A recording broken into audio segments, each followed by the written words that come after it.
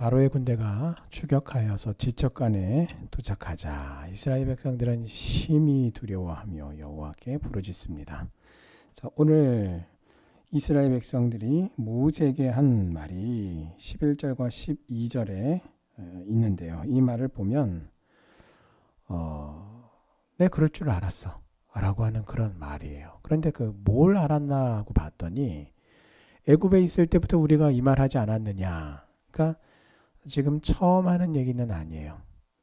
애굽에 있을 때에 10가지 재앙이 진행되던 특히나 초창기 때 모세 때문에 이 모든 우리의 불편함과 고통을 받는 것이 모세 때문이다 라고 판단됐을 때 특히나 더 심하게 그렇게 말했을 것인데 애굽에서부터 이르렀다는 거예요. 근데 오늘 무슨 말을 했나 가만히 봤더니 계속해서 우리 좀 내버려 둬요.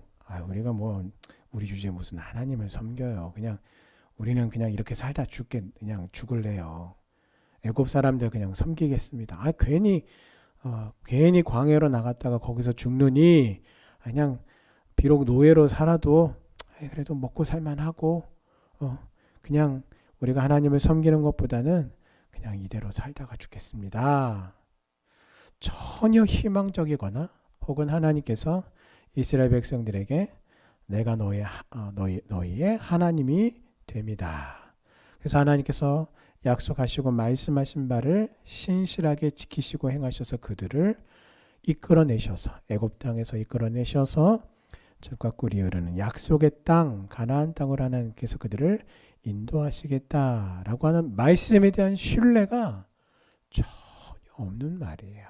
자, 그런데 한 가지 우리가 여기서 볼 수 있는 것은 뭐냐면 이 11절과 12절의 말을 듣고 난 다음에 모세가 뭐라고 답변하냐면 너희는 두려워하지 말고 가만히 서서 여호와께서 오늘 너희를 위하여 행하시는 구원을 보라라고 말합니다.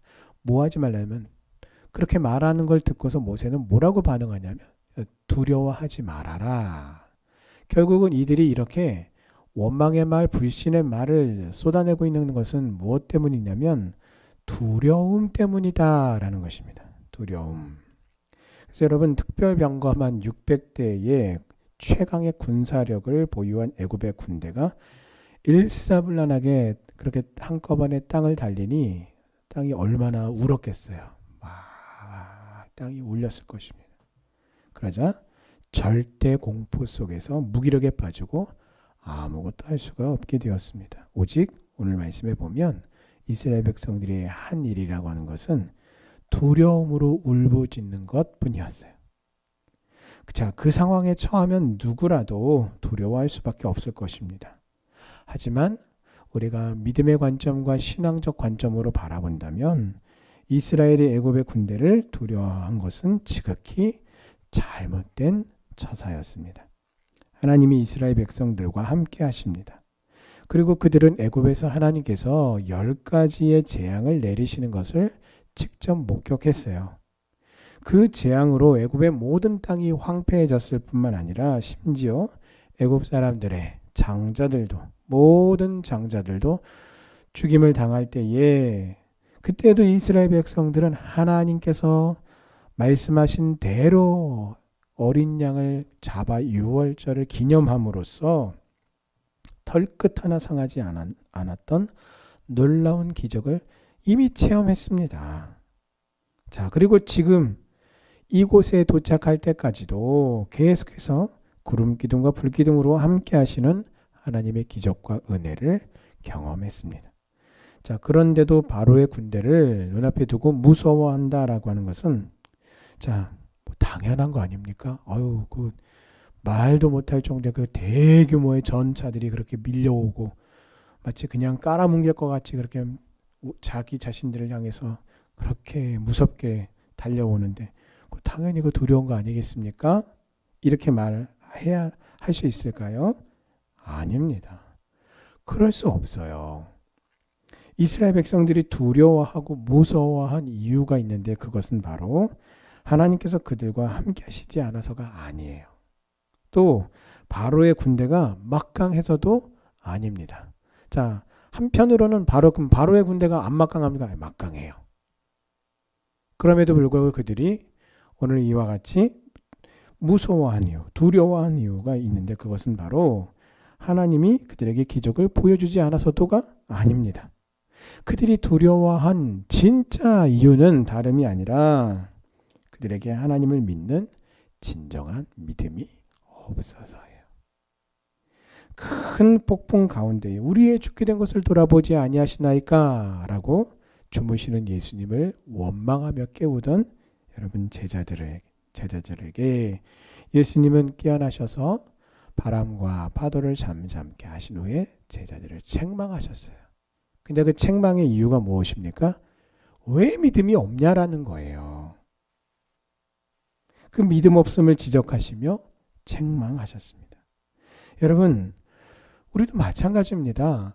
우리 안에 하나님을 향한, 그래서 하나님의 약속의 말씀을 향한 온전한 믿음이 우리 안에 없을 때에 우리는 어떻게 됩니까? 눈앞에 보이는 혹은 내가 상상하는 것들을 계속 떠올리며 어떻게 해요? 두려워하게 됩니다. 그래서 먹는 것, 입는 것, 사는 것, 혹은 사람 사이의 문제, 혹은 이런저런 문제들로 인해서 두려워하고 근심하며 우리의 인생을 보내게 된다라는 겁니다. 과연 그러면은 우리가 그렇게 슬퍼하고 두려워하고 근심하고 걱정에 빠져 있는 이유가 내 인생이 그렇게 불행한 일로 가득하기 때문인가요? 아닙니다. 나에게 믿음이 없기 때문이에요. 하나님은 여전히 나와 함께 하심에도 불구하고 오늘 이스라엘 백성들의 모습이 오늘 딱 그 두려움에 빠져 있는 내 모습이 아닙니까? 하나님은 지금요. 불기둥과 구름기둥으로 함께 하고 계세요. 임마누엘 역사가 지금 그들 위에 이미 임해 있다고요.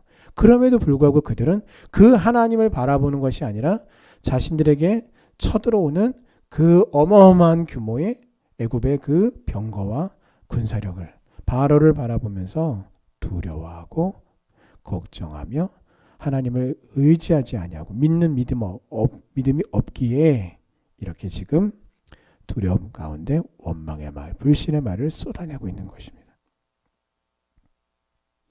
하나님을 의심하지 말고 온전히 여호와 하나님만을 의지하시기 바랍니다. 그럴 때에 하나님께서 오늘 우리의 문제를 해결해 주실 뿐만 아니라 근심으로 가득하고 두려움으로 가득한 내 마음에 온전한 평화와 또한 기쁨도 함께 하나님께서 충만하게 채워주실 줄 믿습니다.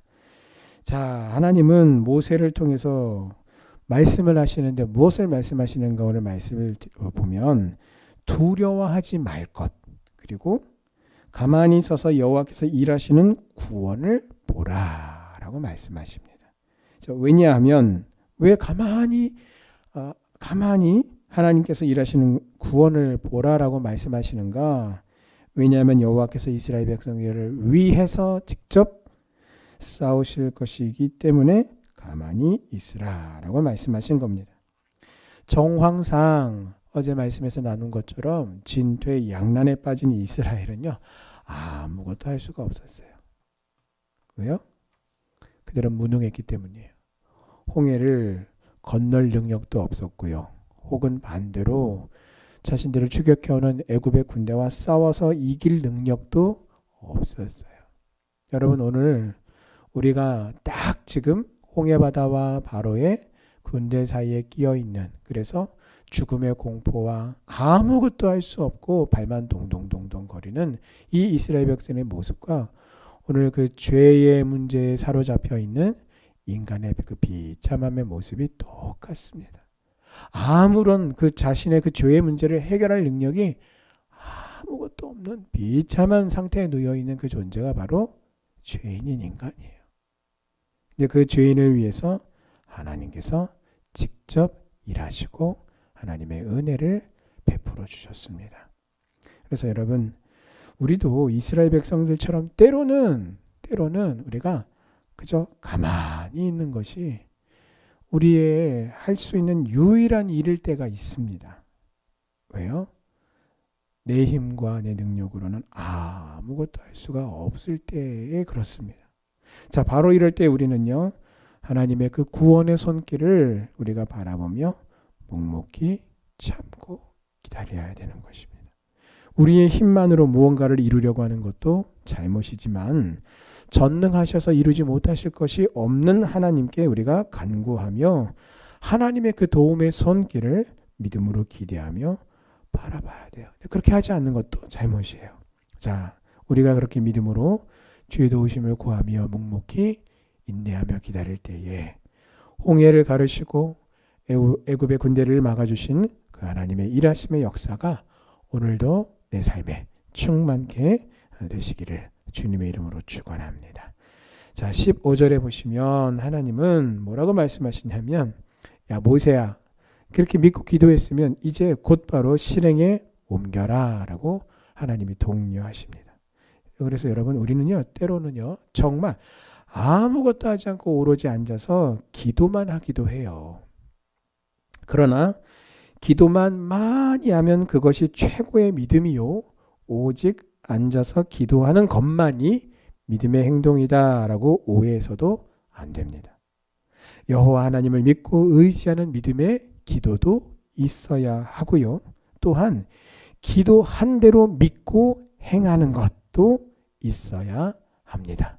그래서 예수님께서 기도에 대한 교훈을 말씀하시면서 하나님께 믿고 기도할 것을 찾으라. 찾는 자에게 하나님께서 찾게 하실 것이고 두드리는 자에게 열릴 것이다. 구하라. 이렇게 말씀하신 이 세 가지는 성경학자들은 기도하라 라고 하는 것을 이 세 가지 표현법으로 강조한 것이다 라고 그렇게 말하기도 합니다. 그러나 또한 더불어서 그 말씀의 문자 그대로 우리가 하나님께 구할 때 하나님이 구하게 하시고 기도하고 그 다음에 어떻게 해요? 두드리는 것입니다. 여기저기 내가 하나님께 기도한 대로 그것이 이루어지게 하기 위해서 여기도 두드리고 저기도 두드렸을 때 하나님께서 그것을 또한 열어주셔서 그 길을 열어주셔서 찾게 해주신다라는 것입니다. 그래서 여러분, 그저 우리가 기도의 골방에만 머물러 있는 것은 옳지 않아요. 기도의 골방에 머물러 있어야 합니다. 그러나 또한 더불어 기도한 대로 믿음으로 행하는 것에도 힘쓰시는 성도님들 되시기를 주님의 이름으로 축원합니다. 자, 하나님께서 모세에게 알려주신 그 구원의 방법은 무엇이냐면 이스라엘 자손에게 명령해서 바다 속으로 해변가를 통해서 그 바다 안으로 전진하는 것이었습니다. 그래서 여러분, 하나님의 그 일하심을 전혀 모르는 사람이 봤을 때는 이거 뭐야 이거? 이거 뭐 지금 우리 보고 죽으라는 겁니까? 라고 반문할 수 있겠죠. 그래서 여러분, 하나님은 홍해를 갈라놓은 다음에 얘들아 봐봐, 바다 봐봐, 내가 홍해를 갈라놨거든, 봐, 그치 보이지? 자, 저 가운데로 전진, 이렇게 하지 않으셨어요. 오히려 반대로 홍해를 향해서 하나님의 말씀을 믿는 그 믿음 가운데에 그 믿음의 순종으로 발걸음을 내디딜 때에 여러분, 하나님 그때에 바로 바다를 가르셨어요. 즉 바다가 갈라지는 게 먼저가 아니고요, 믿음의 발걸음, 믿음의 순종이 먼저인 것입니다. 순종할 때 하나님께서 역사하시고 기적을 일으키시는 것입니다. 만약 하나님께서 역사하시지 않는다면 그야말로 이스라엘 백성들은 그냥 등 떠밀려서 바닷속으로 다 그냥 몰수할 수밖에 없는 것이죠. 자, 그러나 그럼에도 하나님의 명령에 따라서, 그래서 여러분, 그 순종하는 그 이스라엘 백성들의 그 상황으로 우리가 이렇게 감정을 이입을 해보면 죽으라는 겁니까? 라고 어떠한 반응이 있을 수도 있고요. 그래, 이래 주구나 저래 주구나, 그래 칼에 맞아 죽는 것보다 더 나을 수도 있겠지. 근데 여러분, 중요한 건 뭐예요? 하나님께서 명령하신 대로 그들이 발걸음을 내딛었다라는 것입니다. 그래서 여러분, 정말 이해가 되지 않죠. 왜요? 아니 뭐 길이 있어야 그쪽으로 피하든지 가든지 하지 이게 지금 바닷속으로 들어가는 거 이거 지금 죽으라는 거 아닙니까? 라고 얼마든지 말할 수 있는 그러한 상황 속에서 하나님의 말씀 그 명령에 따라서 앞으로 바다 안으로 바닷속으로 전진하는 것 이것이 바로 믿음입니다. 하나님의 말씀을 믿는 믿음.